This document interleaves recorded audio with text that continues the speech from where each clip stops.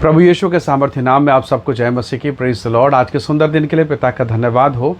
आइए इस समय अपना ध्यान हम प्रभु के वचन को लगा। मेरे साथ नीति वचन की किताब निकालेगा, अध्याय 3 और उसका वचन 13। यहाँ इस प्रकार से लिखा है, क्या ही धन्य वह मनुष्य जो बुद्धि पाए और वह मनुष्य जो समझ प्राप्त करे। Praise the lord, hallelujah. प्रभु के लोगों, अगर मैं आपसे कहूँ कि आपको आत्मिक वरदान, गिफ्ट, मिराइकल्स चाहिए या बुद्धि चाहिए।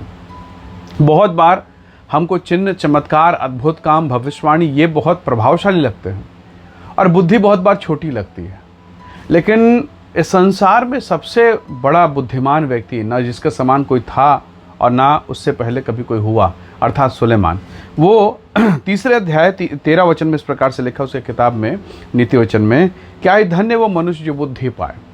अगर आप राजा की किताब अगर 3 अध्याय निकालेंगे तब आपको मालूम चलेगा कि सुलेमान जब वो बहुत छोटा था, एक जवान बच्चा ही था, तब उसने परमेश्वर से प्रार्थना की और प्रभु का धन्यवाद। जब प्रभु ने उसे दर्शन दिया तो उसने परमेश्वर से अपने शत्रु का विनाश, धन, संपत्ति, ऐश्वर्य, सुंदर घर, राजमहल, राज सिंहासन ये नहीं मांगा।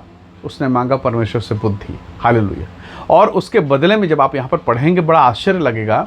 परमेश्वर ने, जब सुलेमान ने बुद्धि मांगा तो परमेश्वर इतना प्रसन्न हो गया कि प्रभु ने उसे सब कुछ दे दिया, अर्थात शत्रु का विनाश, धन, संपत्ति, सुख, समृद्धि, सब कुछ। पर मांगा उसने बुद्धि, बाकी चीज़ नहीं मांगा। अगर आप वचन को पढ़ें, प्रभु के वचन को पढ़ते जाएं तो ऐसा लिखा है कि बुद्धि की प्राप्ति सोने और चांदी से उत्तम है, कुंदन से उत्तम है, बहुमूल्य धन से उत्तम है। नाना प्रकार से परमेश्वर के वचन में व्याख्या दी गई है। प्रभु के लोगों, जरा ध्यान से समझिए। सुलेमान का पिता दाऊद, वो अभिषिक्त पुरुष है, बहुत ज्ञानवान, बहुत समझदार। उसने अपने जीवन में लगभग ऐसा कहा जाता है लगभग 66 युद्ध उसने लड़े। पर उसका बेटा महाबुद्धिमान सुलेमान, परमेश्वर का अनुग्रह देखिए, उसने एक भी युद्ध नहीं लड़ा और राजा रहा। उसके राज्यकाल में शांति रही क्योंकि वो बुद्धिमान था। हालेलुया। परमेश्वर के लोगों, बुद्धि की प्राप्ति सबसे उत्तम विषय है। और आप अगर देखेंगे कि 9 वरदानों के लिस्ट में बुद्धि के वरदान को सबसे ऊपर के क्रम में रखा गया है। हालेलुया। तो प्रभु के लोगों, हमें अपने घर को चलाने के लिए, परिवार को चलाने के लिए, समाज को चलाने के लिए बुद्धि की आवश्यकता है। और बाइबल कहती है यहोवा का भय बुद्धि का मूल है। और वचन यह भी कहता है कि जो यहोवा का भय मानते हैं उनकी बुद्धि अच्छी हो जाती है। हालेलुया। हो सकता है इस समय आप कई बार परेशानी में हो, समस्या में हो और आपको समझ में नहीं आ रहा कि प्रभु मैं किस मार्ग में जाऊं, कौन सा कैरियर मैं चुनूं, मेरे बच्चे के लिए कौन सा रिश्ता सही है, मेरे बच्चे के लिए कौन सा मार्ग सही है, मेरी बेटी के लिए कौन सा जीवन साथी सही रहेगा। कई बार चुनने में बहुत मुश्किल होता है। कई बार हम सबको बहुत सारे विषयों पर निर्णय लेने में मुश्किल आती है। ऐसे अवस्था में क्या करें? ऐसे अवस्था में परमेश्वर से बुद्धि मांगे, समझ मांगे और निसंदेह परमेश्वर हमें बुद्धि और समझ से भरेगा, स्वर्गीय वरदान से भरेगा। बुद्धि की प्राप्ति अनोखी है प्यारों। जब आपके भीतर में परमेश्वर का आत्मा कार्य करेगा, आप बुद्धि की आत्मा से होकर और अधिक अनुग्रह से इस्तेमाल किए जाएंगे। प्रभु आपको अपनी आशीष से भरेगा। हालेलुया।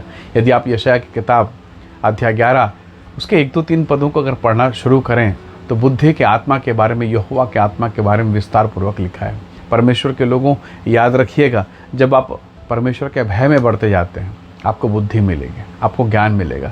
कभी कभी लोग बोलते हैं कि बादाम खाने से बुद्धि बढ़ती है, बुद्धि आता है। प्रभु के लोगों, उसका साइंटिफिक कोई प्रमाण नहीं है। अगर ऐसा कोई प्रमाण होता तो जिसके पास ज़्यादा बादाम है उसके पास ज़्यादा बुद्धि है। कोई आधा किलो रोज़ खा ले, उसको ज़्यादा बुद्धि हो जाएगी। ऐसा नहीं है। बुद्धि खाने से बादाम नहीं, अकल जो है ठोकर खाने से आती है, अनुभव से आता है। और उसके साथ साथ जो सबसे बढ़कर और जो महत्वपूर्ण विषय है वो ये है, यहोवा का भय बुद्धि का मूल है। जब आप प्रभु के भय में बढ़ते जाएंगे, जरा सोचिए तो सही। यूसुफ अपने दिनों में जेल में था, बंदीगृह में था, वो सजा पाया हुआ एक अपराधी, एक कैदी है। पर प्रभु ने उसे इतनी प्रवीणता, इतना ज्ञान दे दिया कि वो जेल से बाहर निकाला गया और वो मिस्र के प्रधानमंत्री के कुर्सी तक पहुंचा। दानियल के विषय में लिखा है, उसमें यहोवा का आत्मा, उत्तम आत्मा, समझ और बूझ का आत्मा रहता है, ऐसा लिखा दानियल के विषय में। और आप जानते हैं राजा के बाद पूरे देश में वो 2nd नंबर पोजीशन पर था। ये दोनों का उदाहरण मैंने आपको दिया। ये दोनों अर्थात दानियल, यूसुफ, ये क्यों आगे बढ़े? इनके जीवन का क्या कारण था? क्या विशेष योग्यता थी? ये बुद्धिमान थे, ये आज्ञाकारी थे, परमेश्वर से डरते थे और प्रभु ने अपनी बुद्धि का वरदान देकर उन्हें ऊंचा उठाया। प्रभु के लोगों, आपने कई बार नोबेल पुरस्कार को देखा होगा, सुना होगा उसके बारे में।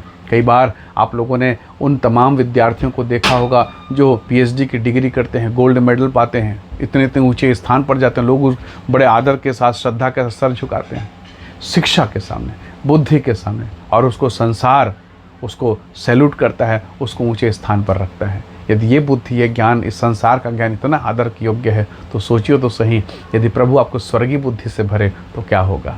निसंदेह याद रखिएगा, अगर आप में बुद्धि और समझ रहेगा, वचन कहता है आप राजा के सामने खड़े होंगे। प्रभु आपको इस्तेमाल करेगा। आप अपने ड्यूटी में, अपने जॉब में, जिस भी फील्ड में हैं, प्रभु से बुद्धि मांगे, और उस स्थान पर बुद्धि पाने के कारण प्रभु आपको आशीष देगा। याद रखिएगा, जो लोग चापलूसी करते हैं जॉब में, ड्यूटी में, यहाँ वहाँ, वो चापलूसी ज़्यादा दिन नहीं टिकेगी। दाने के खिलाफ बहुत लोगों ने चुगली किया, चापलूसी किया, क्या वो टिक पाए? नहीं टिक पाए।